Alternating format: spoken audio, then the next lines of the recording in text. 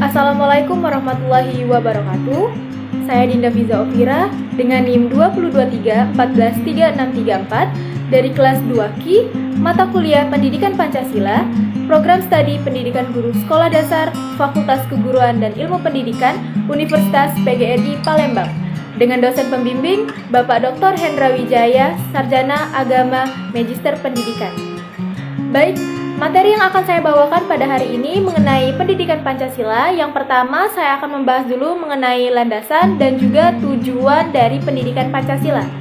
Sebelumnya, yang seperti kita ketahui bahwa Pancasila merupakan pandangan hidup ataupun pedoman hidup dalam lingkungan bermasyarakat yang tertera sudah di dalam Undang-Undang Dasar Negara Republik Indonesia. Kemudian, landasan Pancasila. Kita tahu bahwa landasan pendidikan Pancasila ini yang ada di Indonesia ada 4. Yang pertama, landasan historis, landasan kultural, landasan yuridis, dan juga landasan filosofis. Mengenai landasan historis merupakan fakta sejarah yang dijadikan sebagai dasar bagi pengembangan pendidikan Pancasila, baik tentang tujuan, evaluasi, pengembangan materi, maupun rancangan model pembelajaran. Jadi, setiap bangsa itu mempunyai ideologi ataupun pandangan hidup sesuai dengan nilai-nilai Pancasila yang diambil dan ditumbuh atau dikembangkan dalam kehidupan sehari-hari. Kemudian mengenai landasan kultural. Landasan kultural merupakan suatu landasan pengembangan pendidikan Pancasila di atas dasar dan diagungkan karena disepakati secara nasional bahwa Pancasila merupakan pencerminan budaya ataupun kultur. Baik, selanjutnya adanya landasan yuridis. Landasan yuridis ini menyangkut aturan perundang-undangan yang mendasari pelaksanaan pendidikan Pancasila. Pancasila Komisi Yuridis ini juga merupakan secara konstitusional, secara formal, dan telah dirumuskan dalam pembukaan Undang-Undang Dasar 1945. Kemudian landasan filosofis.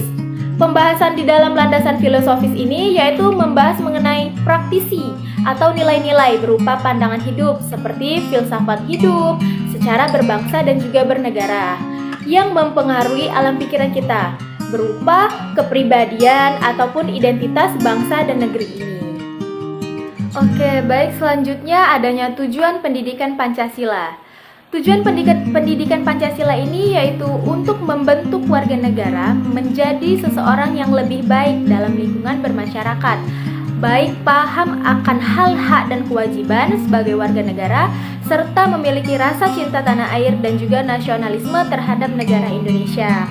Kemudian ini dikatakan untuk mengembangkan kepribadian yang berkarakter, mandiri, dan berdaya saing tinggi, serta memiliki pemahaman yang mendalam mengenai pengalaman tulus terhadap Pancasila sebagai dasar negara Indonesia. Kemudian, Pancasila mengarahkan perhatian pada moral, akhlak mulia, budi pekerti luhur dalam kehidupan sehari-hari, yaitu gunanya untuk memancarkan iman dan takwa terhadap Tuhan Yang Maha Esa, seperti yang dikatakan pada sila pertama yang berbunyi ketuhanan Yang Maha Esa, bahwa setiap warga negara berhak dan memiliki kewajiban dalam memilih agama dan meyakini agamanya sesuai dengan pemilihannya masing-masing.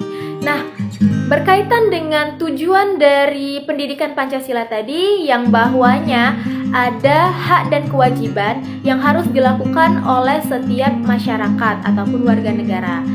Sebelumnya, kita akan membahas dulu apa itu hak dan kewajiban warga negara.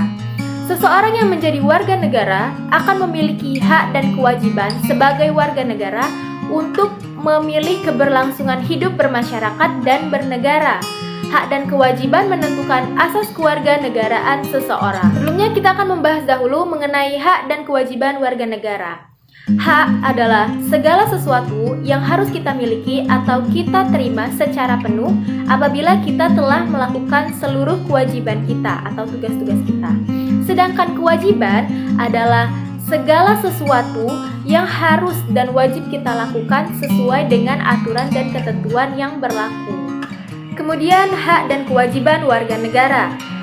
Setiap warga negara berhak untuk mendapatkan perlindungan, kenyamanan, pelayanan, kebebasan, dan kesempatan yang sama untuk memenuhi setiap kebutuhannya. Dan juga setiap warga negara mempunyai kewajiban untuk wajib melaksanakan tugas-tugas maupun tanggung jawabnya sebagai warga negara yang mempunyai jiwa nasionalisme yang tinggi. Oke, baik, selanjutnya ini ada hak dan kewajiban warga negara. Bahwasanya setiap warga negara memiliki hak untuk hidup dan mempertahankan kehidupan, hak atas pekerjaan dan penghidupan yang layak, hak atas kelangsungan hidup, hak atas pengakuan jaminan perlindungan dan mendapatkan kepastian hukum yang adil, dan juga hak untuk membentuk keluarga dan melanjutkan keturunan melalui perkawinan yang sah. Kemudian sebagai warga negara juga mempunyai kewajiban yaitu ikut serta dalam upaya pembelaan negara, wajib menaati hukum dan pemerintahan, wajib menghormati hak asasi manusia, wajib ikut serta dalam usaha pertahanan dan keamanan negara, dan terakhir wajib mengikuti pendidikan dasar setidaknya itu 12 tahun dan wajib pemerintah untuk mendanainya. Baik, hak dan kewajiban warga negara dalam pengamalan Pancasila ini berdasarkan setiap sila. Dari sila 1 sampai ke sila 5 itu memiliki hak dan kewajiban yang harus kita implementasikan dalam kehidupan sehari-hari, sehingga kita dapat mengamalkan dan memahami apa hak dan kewajiban kita sebagai warga negara yang baik. Lalu, hak dan kewajiban warga negara ini memegang peran yang sangat penting dalam pembentukan dan pelaksanaan hukum negara. Karena apabila antara hak dan kewajiban ini tidak seimbang, maka akan terjadinya konflik ataupun permunculan masalah-masalah yang ada di negara ini. Jadi, fungsi pemerintahan dengan warga negara dapat memenuhi tugas dan tanggung jawab mereka sebagai masyarakat yang adil dan baik. Dan karena adanya hak dan kewajiban yang harus seimbang, maka manusia Indonesia mempunyai suatu jiwa yang harus diterapkan dalam kehidupan sehari-hari, yang memiliki moral, akhlak maupun budi pekerti luhur yang baik. Di sini kita akan membahas lagi mengenai manusia Indonesia yang ideal sesuai dengan Pancasila. Tentunya manusia Indonesia ini haruslah mempunyai jiwa yang namanya religius, humanis, adil, dan juga memiliki jiwa sosial yang baik. Manusia Indonesia adalah manusia yang hidup berlandaskan nilai-nilai yang terkandung dalam Pancasila. Sebagaimana yang kita tahu tadi bahwa Pancasila merupakan ideologi negara ataupun pandangan hidup masyarakat dalam melakukan kegiatan sehari-hari.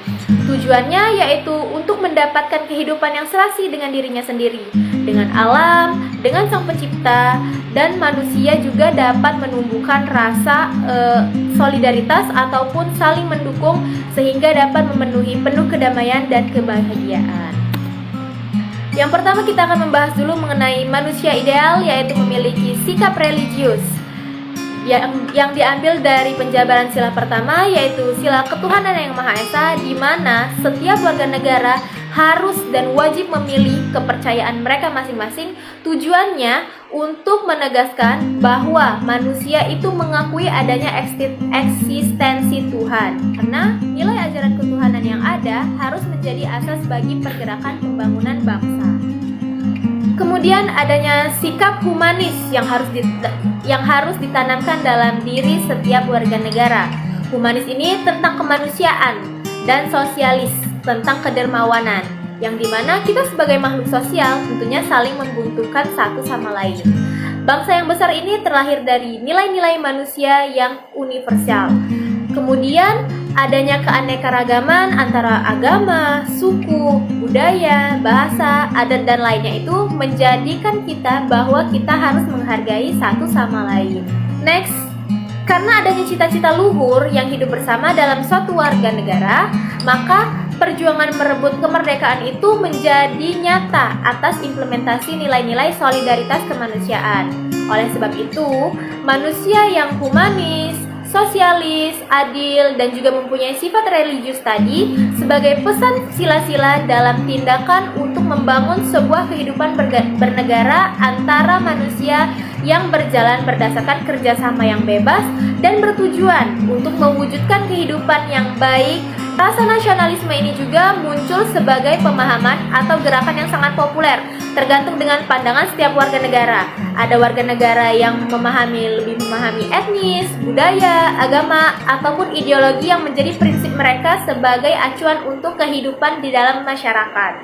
Ada 3 prinsip demokrasi Pancasila, yaitu adanya kebebasan, persamaan, dan kedaulatan rakyat yang dapat kita wujudkan melalui demokrasi di lingkungan sekitar kita, dan negara juga dapat kita lihat dalam kehidupan sehari-hari. Contohnya seperti di tanggal 14 kemarin kita telah melakukan pemilihan umum yang dimana setiap masyarakat, setiap warga negara itu diberi kebebasan dan diberi hak dalam pemilihan.